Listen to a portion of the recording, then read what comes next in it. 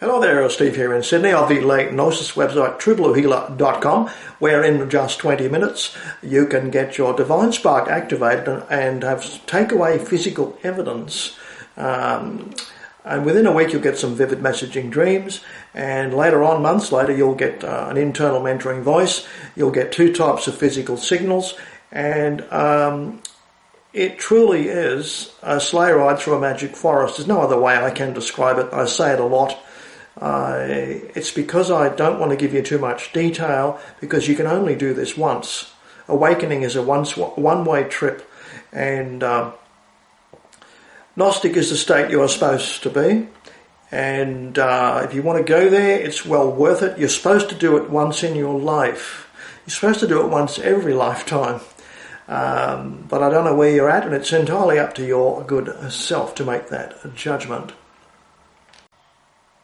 A recent announcement that went international was that Safe Schools, the so-called anti-bullying program, which is really all about trying to turn everyone into LGBT, PQXYZ victim group early in childhood, it's coming to an end, and I would only criticise that by saying it's not a very red-blooded ending. It's the funding ceases middle of the year, which is, to me, is a pretty anemic ending. It should have been beheaded, stopped, killed, stopped in its tracks.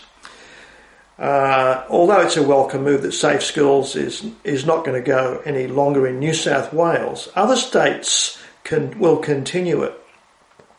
Victoria is the home of left-wing Marxist thinking and the belief that every growing child needs political intervention, while toddlers to cure them of their human defects.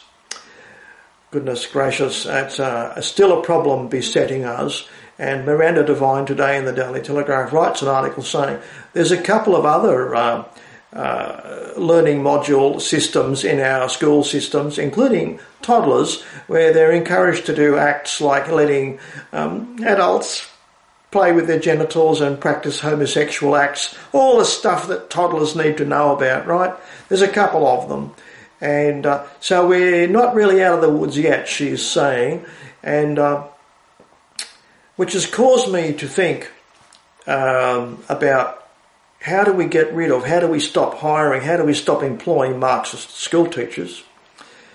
I thought of another method of doing it, and that is to stop encouraging school teachers straight out of Marxist university.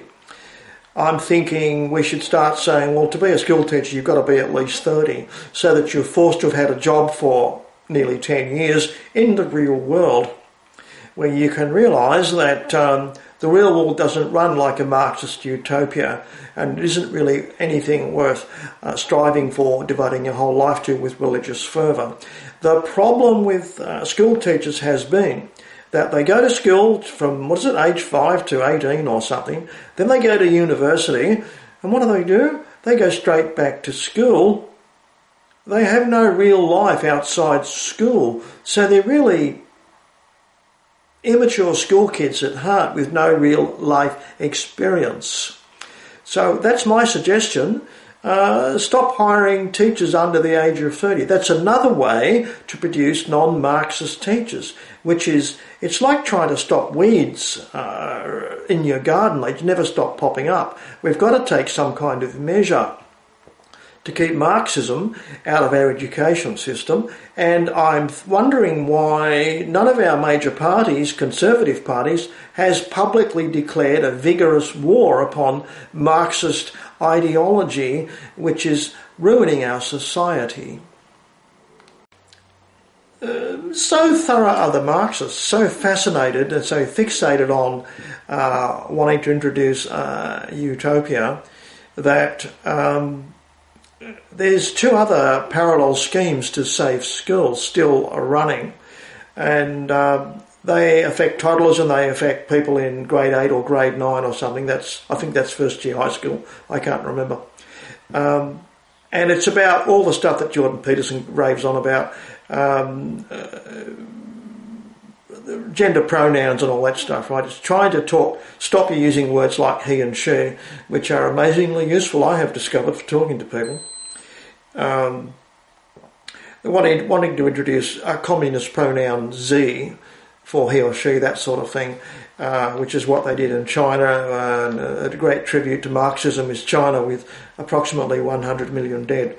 So there is still needed a great push against Marxism in our education system. It's not going to go away just with letting funding for safe schools dry up. It will continue while ever we keep hiring Marxist teachers straight out of university. And I'll talk about something else now, about where they get their inspiration. Because there's something in this newspaper article which, well, it's sort of interesting, but it certainly doesn't surprise me. And it won't surprise you either. I'll just tell you something that happened to me. One of my first life experiences was that when I was about 2.5, I was taken to a movie theatre. This is in the days when there was no television. Can you believe a time in history when there was no television? I was taken to a movie theatre, and it was the first time I'd ever seen a 50-foot movie screen. And I was so utterly captured by this first experience of a movie screen that I was standing on the seat yelling at Robin Hood, saying, "Look out, there's someone behind you, he's going to hit you on the head. Robin Hood, look out, you see." So I was so disruptive, ruining the whole performance for everybody, that my mother and I got thrown out of the theatre, you see. Now, that's a novel experience. Absolutely possessing and enthralling a child. The child can think they're actually in the story. Okay? Now, what happens in successive exposures to the story is it's less entrancing, less possessing. And it's kind of like when you read a story once and it's wonderful, but you read it again a fortnight later and it doesn't have the same effect on you. And if you read it a third time, if you really want to experiment with that it doesn't grab you anywhere near as much. And you start to wonder, how did it ever grab me in the first place? Well, there's something about novelty, seeing something the first time, that sort of catches you flat-footed, and all your entrancement receptors are fully charged with excitement. It's difficult to describe, but your first experience of things is remarkably different to your second, third, fourth and fifth, until one day it can become totally mundane and you can remember, why did it grab me so much the first time it happened to me? It's kind of fascinating, and I'm going to come back to this after I tell you a similar story that's shown to New South Wales school kids. So there's a couple of other safe schools programs which are built all around gender bending, etc. And the Department of Education in Australia, they have a video to explain how to handle difficult parents. Can you believe it? And the video goes like this, and it tells a story which is connected to what I just said about Robin Hood, right? Grabbing somebody. The story goes in this video, related on the education website, that a little boy was taken to play school or something, and he'd seen a wonderful movie that possessed him. It was The Wizard of Oz with Dorothy. She had magic red shoes and a colourful dress or something, you see. And he thought, he was so entranced by the story, he loved to dress up and wear these shoes that were made available to him at the play school, you see. And it went on for so long, and the father showed distinct disapproval of it. And he started saying, I really don't want to see my son dressing up like a girl all the time. And so what do you think the Marxist teachers did in this educational video on how to handle fathers? They gave him a Marxist book on child rearing of boys. Basically, it would have been full of stuff about what's wrong with boys, I would assume. That's what modern child rearing is all about. But the book didn't bend the father, who had his natural father tendencies, and it got to the point where, this is in the video, the educational video, the father got the dress in front of the little boy and flushed it down the toilet. Okay, that's it, it's over. Okay, that's it. Now, this is fathers doing their thing, right? Okay? He's doing a Jordan Peterson type thing, but sort of backfired unexpectedly because the little boy threw a tantrum, so the story goes. Such a great tantrum that the father was forced to wash the desk, dry it out and make it available to him again, you see. So anyway, and then in the video it says, which seems to be not the moral of the story, but it's the moral I take out of it, the boy just lost interest in being Dorothy and wearing the dress. It could have been the first movie he ever saw on a big plasma TV, I don't know. But he simply lost interest in it and became entranced with other things in his little life journey. So if they just left him alone, it would have been all right. But the columnist says straight away, if they'd respected the father's wishes, it could never have gone that far, because they could have just, at the play school, disappear the dress, disappear the shoes, make them unavailable. Because the father still owns the child, whether you like it or not. And Marxist political intervention is just not allowed. I mean, do we have to have a written contract now for people taking their kids to play school? I don't want any Marxist brainwashing of my child. Maybe that's got to be stipulated in contracts. But it's not going to be coming from any of the governments soon because they've only just let safe schools run out, which is a pretty anemic thing. There's still a couple of other schemes going, plus helpful anti-male, anti-boy videos on the education website.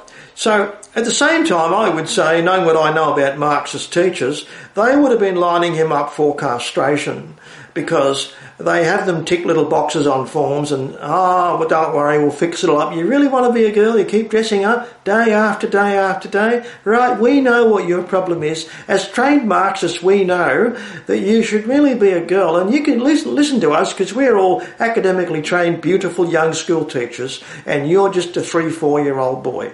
So we'll get you started on the transgender fluidity train and we'll turn you into a girl, okay? It's genital mutilation. That's all it is, given a fancy political psychosocial name. The article concludes with a little explanation of where does all this obsessive sexualisation of education and children come from. Well, it turns out it's one of the disciples of Sigmund Freud, Wilhelm Reich, who was probably Jewish. And I do know he was jailed in the 1940s for claiming he could cure people of diseases by putting them in a wooden box which accumulated orgone energy. You can look that up. He was jailed, and there's a museum of quack cures with one of his orgone energy accumulating curing boxes on display there somewhere. But he was a disciple of Sigmund Freud, and my goodness, doesn't that say so much? Militant atheist Sigmund Freud, who invented a religious cult following called Freudian psychology based on the perversion of people. This will not surprise you to hear that Sigmund Freud was a militant atheist Jew. He worked in Vienna, and thus he only had Jewish patients. And his patients were all victims of Talmudic rabbis, bringing up Jewish kids, filling them with all kinds of complexes and fears about masturbation, defecation, urination, because that's the obsession with the Jewish Talmud. And in a lot of the, you've heard of Islamic kids have madrasas where they're brainwashed. Well, Jewish people have brainwashing, similar sort of schools called yeshivas. You can become a rabbi and avoid military service in Israel by doing a 2-year course at one of these yeshivas, and you study the Talmud. And I don't know if they do it now, but it's certainly in Judaism discovered that only 150 years ago, part of the study course to become a rabbi was for young wannabe rabbis to bore holes in toilet walls and watch senior rabbis defecating and learn how to do it properly, you see. And in the same book, Judaism discovered the perversion of another rabbi who managed to produce a 50-page study on the religious significance of the very colour, the shades of colour of menstrual blood in girls' panties, for goodness sake, in young girls. So he was studying the first menstrual blood spots of young girls in their underwear, and he was demanding to see their underwear and God knows what else. And he produced a 50-page tome on that. And he's revered as a great scholar, apparently. And so he got his name in the Talmud for doing that. He is greatly revered. So the article concludes with a mini description, a little panel, on where does the obsessive sexualisation of our education come from. Well, it comes from one of the disciples of Sigmund Freud, Wilhelm Reich, and I'd say he was Jewish, I don't need to look it up, but he decided, and the date is significant, he produced a book in 1933 when international Jews declared war on Germany. He said, in a book that's still influential to this very day, that the rise of fascism was caused by a deficiency of perversion. Okay? And because he's probably an Ashkenazi Jew with a high verbal IQ, he can entrance gullible young people at universities who, the first time they read Marxism, think it's wonderful and they've found the way to utopia. This is what Jordan Peterson talks about. Being utterly possessed by Marxism and variations of it carefully concealed. And guess what? There were play schools in Germany in the 1960s and the 1970s based on the teachings of Wilhelm Reich, where you took your children to play school, and to stop fascism rising again, that was the political excuse. They used to bring in pedophiles to teach sexuality, homosexuality, that sort of thing, and how to have your genitals properly handled by an adult, that sort of thing, and to get to like it. And the 60s and the 70s, this truly happened in Germany. And one of the activities the small children were allowed to do to stop fascism developing again was they smeared feces on the walls. Okay? Now, this disgusting philosophy still motivates people to keep trying to do it, to reach their promised land utopia through our children today. That's in the Daily Telegraph, this article. If I can find a link for it, I'll put it under the video. But I think it's paid for content and I'm too cheap to buy the online newspaper. Can I say that a curious thing about the Wilhelm Reich explanation of fascism is actually, as usual, that we always get from Jewish intellectuals, is that everything's upside down, therefore we have to turn it upside down to fix it. So they see the world as being upside down, but it isn't. And there seems to be an entire population of Jewish pseudo-intellectuals going from far left to far right in 1% gradations with a political philosophy for you to deliver to the reader utopia on earth, heaven on earth. And it always has Marxist themes, and it always involves lots of perversion as an explanation. You have a deficiency of perversion. Jewish intellectuals do this. Jewish actors do this. So I'll just go back through what we talked about recently. We've got Alinsky, who's a no-holds-barred activist who wrote a book that inspired Hillary Rodonsky. That's the real name of Hillary Rodham Clinton. Okay, she's a Jewish gangster. She's been recorded using Jewish gangster language, just as a little side note there.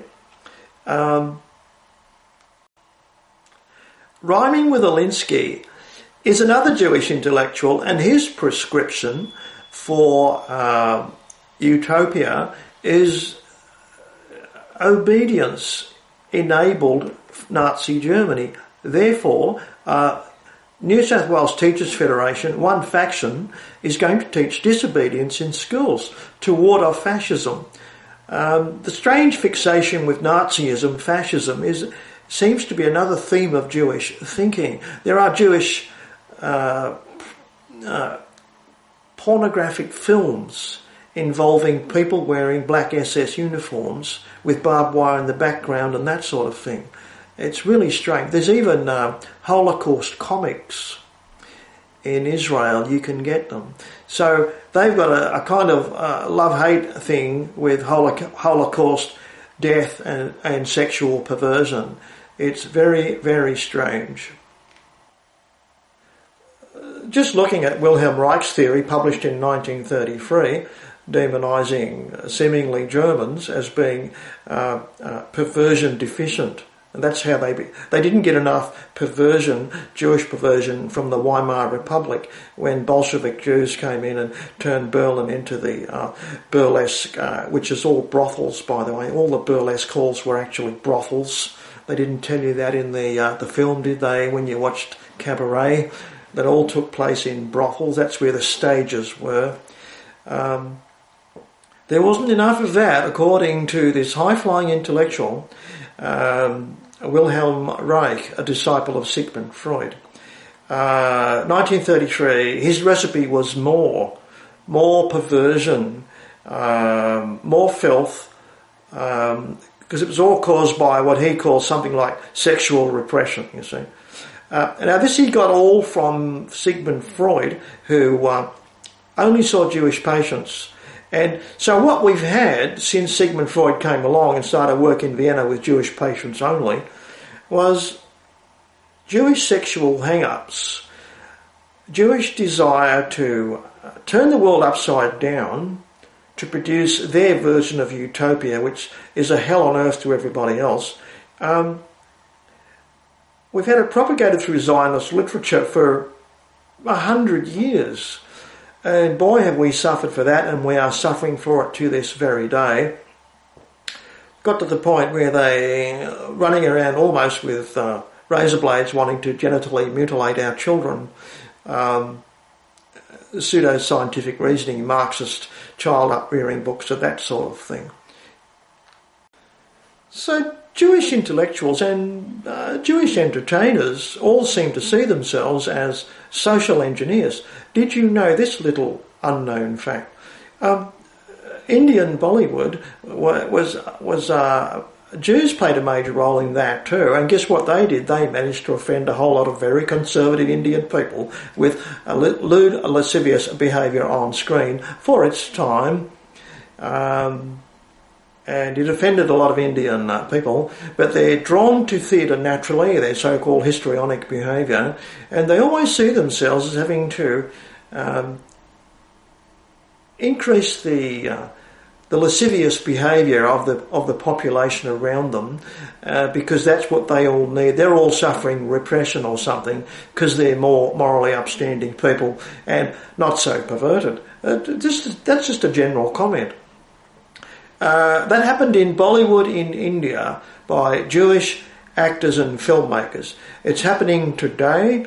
The best people to talk about that would be David Duke. He gives you lengthy lectures on the perversion and the warnography and the pornography that comes out of Hollywood to this very day. And the obsession with sexualising education in children all over the Western world seems to be something that they bring with them. It's their problem, not ours. We're not deficient. We manage pretty well. I don't think we have a perversion deficiency in the Western world. The Jews are inflicting their problem on us, their personal problem that's literally in many of their genetic makeup. We note in this article that Miranda Devine makes a scathing attack on Marxist school teachers and the insidious sexualisation of the education system. She talks about that. She talks about Wilhelm Reich, Sigmund Freud, and there's one word she cannot say and cannot print in this mainstream newspaper. Do you know what it is? Of course you know. It's the J word. She cannot print. That's the common thing to all these things, and I regret to say that's the big common factor that I notice And if you think I'm wrong to single out this group of people that do social engineering, foisting and proliferation of perversion everywhere they go, tell me I'm wrong. Give me examples where it didn't happen or I'm wrong. Reading references on Bollywood and Hollywood Today and listening to David Duke. Tell me where I'm wrong in the column below this video. So, Steve here in Sydney, I'll let you go.